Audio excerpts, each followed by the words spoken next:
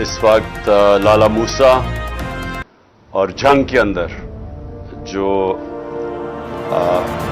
आप सब इकट्ठे हुए हैं इस मुल्क के पाकिस्तानी बाशऊर शहरी, तो मैं आपके सामने सबसे पहले एक बात रखना चाहता हूं कि आज एक तमाशा हो रहा है लंदन में, और ये किसी दुनिया के मुल्क में इस तरह का तमाशा नहीं होता कि पिछले 5 दिन से पाकिस्तान का 3-4 दिन से प्राइम मिनिस्टर भी गया हुआ है और भी लोग गए हुए हैं, और मकसद इनका क्या है? वहां जाके फैसला हो रहा है कि पाकिस्तान का आर्मी चीफ कौन बने। मैं जरा अपनी सारी कौम को कहता हूं कि जरा गौर करें कि इस मुल्क के साथ क्या हो रहा है,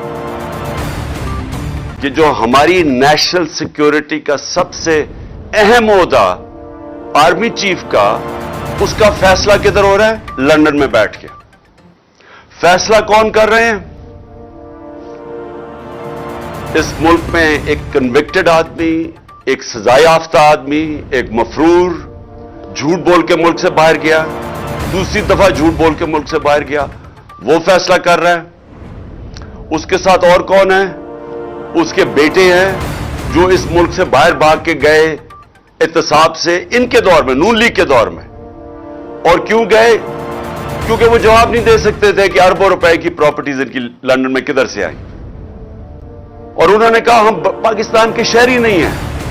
3 दफा प्राइम मिनिस्टर के बेटे कहते हैं हम लंदन के शहरी नहीं हैं, क्योंकि वो जवाब नहीं दे सकते कि अरबों रुपए की वो हसन नवाज, वो कम से कम 10 अरब रुपए की जो प्रॉपर्टी उसने